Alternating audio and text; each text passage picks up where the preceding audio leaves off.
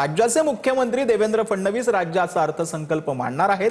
उद्या दुपारी 2 वाजता मुख्यमंत्री राज्याचा अर्थसंकल्प मांडतील। अजितदादांच्या निधनानंतर अर्थ खात्याची धुरा सध्या मुख्यमंत्र्यांकडे असल्याने तेच उद्या अर्थसंकल्प मांडणार आहेत। त्यामुळे शेतकऱ्यांपासून राज्यामधल्या विविध घटकांसाठी अर्थसंकल्पात काय असणार हे पाहणं महत्त्वाचं ठरणार आहे। तर महाराष्ट्राचा आर्थिक पाहणी अहवाल 2025-2026 सादर करण्यात आलेला आहे। राज्याच्या अर्थव्यवस्थेमध्ये 7.9% वाढ अपेक्षित आहे। अहवालानुसार राज्याचं दरडोई उत्पन्न 3,47,000 आलेलं आहे। तर राज्याच्या आर्थिक पाहणी अहवालानुसार राज्यात काय काय घडलेलं आहे ते आपण पाहूयात। देशाच्या जीडीपी मध्ये महाराष्ट्राचा सर्वाधिक वाटा असल्याचं या आर्थिक अहवालात सांगण्यात आलंय। देशातील थेट परकीय गुंतवणुकीमध्ये 31% वाट्यासह महाराष्ट्र प्रथम असल्याची देखील माहिती मिळते। रस्ते, मेट्रो, बंदरं, विमानतळ, औद्योगिक कॉरिडॉर आणि लॉजिस्टिक क्षेत्रातील गुंतवणुकीमुळे पायाभूत सुविधांचा वेगाने विकास महाराष्ट्रात होतोय। जीवनावश्यक वस्तूंवरील जीएसटी दरातील सुधारणांमुळे किमतींवरती सकारात्मक परिणाम झालेला आहे। शिवभोजन योजनेअंतर्गत नोव्हेंबर 2025 पर्यंत 4,09,00,000 शिवभोजन थाळ्यांचं वितरण करण्यात आलंय।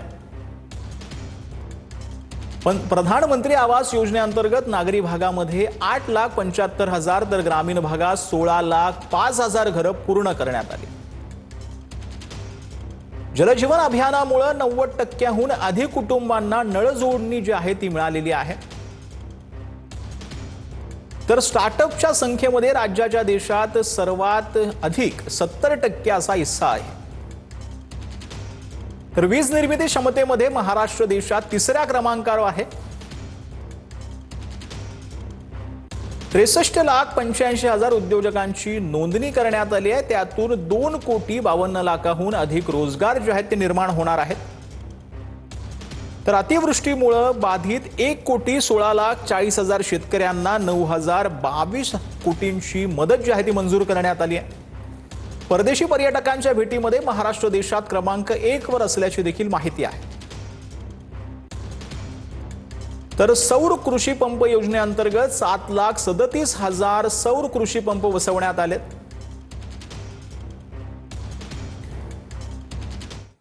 तर व्हीएसआर कंपनीचे मालक वीके सिंग यांची 8.5 तास सीआयडी चौकशी झाली आहे। पुण्यातील सीआयडी ऑफिसमध्ये ही चौकशी करण्यात आलेली आहे। अजितदादांच्या विमान अपघातासंदर्भातील प्रश्नांची सीआयडी कडून सरबती करण्यात आलेली होती आणि त्यांची आता चौकशी जी आहे ती करण्यात आलेली आहे। व्हीएसआर कंपनीचा मालक वीके सिंगची 8.5 तास सीआयडीने चौकशी केली। अजित पवारांच्या विमान अपघातानंतर व्हीएसआर कंपनी आरोपांच्या घेऱ्यात आली आहे। पुण्यातील सीआयडी ऑफिसमध्ये सीआयडी कडून विमान अपघातावरून अनेक प्रश्नांची विचारणा करण्यात आली। सूत्रांनुसार विमान उड्डाण करण्यायोग्य होतं का? विमानाची तांत्रिक चाचणी केली होती का? ड्युटी चार्ट संदर्भात माहिती आहे का? या मुख्य मुद्द्यांवर चौकशी झाल्याची माहिती मिळते। अजित पवारांचे पुत्र जय पवारांनी ट्विट केलेल्या व्हिडिओवरून सुद्धा वीके सिंगची चौकशी झाल्याची माहिती मिळते। रोहित सिंग को पायलटच्या सीटवर झोपलेला असतानाचा जय पवारांनी व्हिडिओ ट्विट केला होता। व्हीएसआर कंपनीच्या या निष्काळजीपणावरून सुद्धा सवाल करण्यात आले। वीके सिंगनं सीआयडीला काही कागदपत्र दिल्याची सुद्धा माहिती मिळते। तर नाशिकच्या घोटी बुद्रुकमध्ये दहशत माजवणाऱ्यांची पोलिसांकडून धिंड काढण्यात आलेली आहे। नाशिक जिल्हा कायद्याचा बालेकिल्ला बोलायला लावत आरोपींची पोलिसांनी धिंड काढलेली आहे। जर कुणीही कायदा हातात घेतला आणि दहशत माजवली तर शहरातून अशाच पद्धतीने धिंड काढण्यात येईल असा इशारा पोलिसांनी आरोपींना दिला।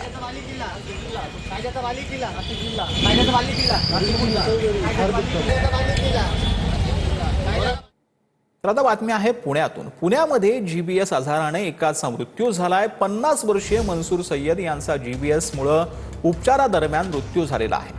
तर 46 वर्षीय कस्तुरी पटेल या उपचार घेऊन घरी जे आहेत त्या सुखरूप परतलेल्या आहेत।